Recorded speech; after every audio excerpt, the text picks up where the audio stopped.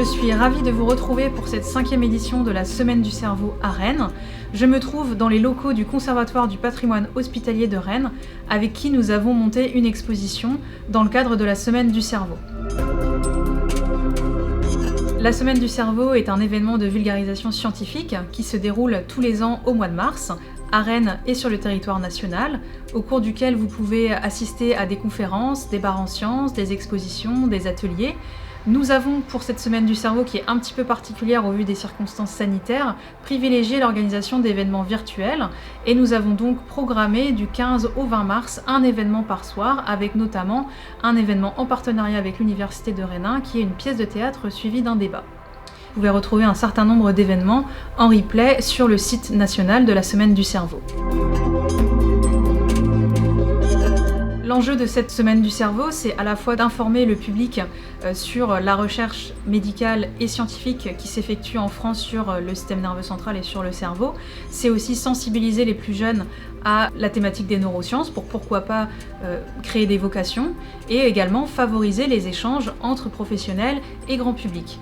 Une autre mission de cette Semaine du cerveau, c'est aussi donc de rendre accessibles toutes ces thématiques au plus grand nombre, y compris aux scolaires. L'histoire de la médecine permet de mieux comprendre les thématiques actuelles et surtout d'envisager au mieux les enjeux futurs, notamment lorsqu'on parle de nouvelles technologies. Nous avons amorcé cette collaboration et cette approche historique en 2019 avec le Conservatoire du patrimoine hospitalier de Rennes, au travers d'une exposition temporaire qui avait eu lieu au sein du centre hospitalier universitaire de Rennes. Nous poursuivons cette collaboration avec la présentation pour cet événement cette année d'une exposition intitulée « Le cerveau au fil des âges ».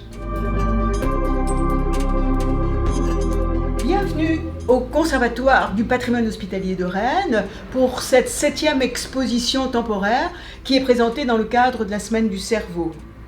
On la retrouvera dans le détail en automne 2021 dans notre nouveau conservatoire, rue de Saint-Malo à Rennes.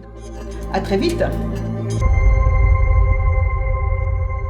Cette exposition intitulée « Le cerveau au fil des âges, de l'anatomie aux neurosciences » a été réalisée en collaboration avec l'équipe du CPHR et l'équipe de neurologie du CHU de Rennes et elle vise à présenter l'évolution des connaissances sur le cerveau depuis la préhistoire et la trépanation jusqu'à aujourd'hui avec les techniques que l'on connaît d'imagerie médicale et même d'intervention au cœur même du cerveau avec notamment la chirurgie de stimulation cérébrale profonde.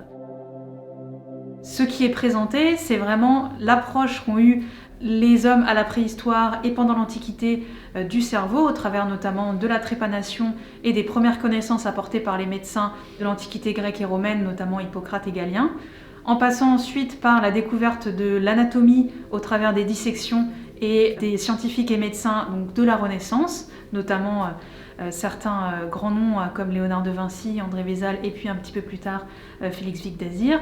Et effectivement s'attarder également sur la naissance de la neurologie en tant que telle au XIXe siècle en France avec l'école de Charcot. On évoque également tout ce qui tourne autour des médicaments du système nerveux central et nous n'oublions pas de mentionner l'évolution de la psychiatrie et des techniques d'imagerie cérébrale, de l'électroencéphalogramme à la radiologie et puis ensuite à l'IRM aujourd'hui. Parmi les objets exposés au conservatoire, vous pouvez retrouver le premier numéro du journal Nouvelle iconographie de la Salpêtrière qui avait été édité par le professeur Charcot à Paris, avec notamment des cas de pathologie neurologique comme le terme paralysie agitante qui correspond à la maladie de Parkinson. Donc ce sont vraiment des ouvrages originaux qui datent donc du XIXe siècle, période de naissance de la neurologie en France. Ici, un petit détail à découvrir absolument. Il s'agit de plaques histologiques, ici des plaques du cerveau, qui étaient utilisées par les étudiants en médecine en 1920. La boîte de plaques histologiques avait été à l'initiative de leurs enseignants à la faculté de médecine de Rennes. Vous voyez ici par exemple des modèles d'anatomie qui sont actuellement utilisés par les étudiants de biologie ou de médecine pour apprendre l'anatomie cérébrale.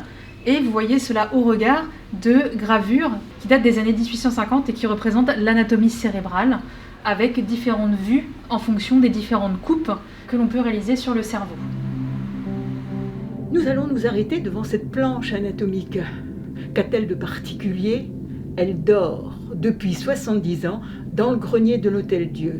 Effectivement, l'Hôtel-Dieu a été occupé par les Allemands de 1939 à 1944 et par les Américains de 1944 à 1945.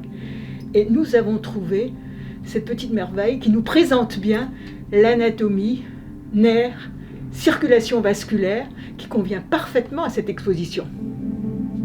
Ici, vous avez un présentoir de médicaments homéopathiques du docteur Humphrey, qui date de la fin du 19e siècle, qui servait à la fois à stocker et à présenter les médicaments homéopathiques. Vous pouvez voir ici des terminologies qui ne sont évidemment plus d'usage, comme le terme débilité nerveuse ou débilité générale, affaiblissement du cerveau. Donc finalement, qui peut venir à cette exposition ? Eh bien tout le monde, le grand public évidemment dans le cadre de la semaine du cerveau, mais également les scolaires, les étudiants et les écoles professionnelles qui là trouveront de l'intérêt dans le cadre de leur formation professionnelle, mais aussi toute personne qui est intéressée par l'évolution des connaissances sur le cerveau et par l'envie de découvrir des trésors de l'histoire médicale, à la fois de la grande histoire mais aussi de l'histoire rennaise.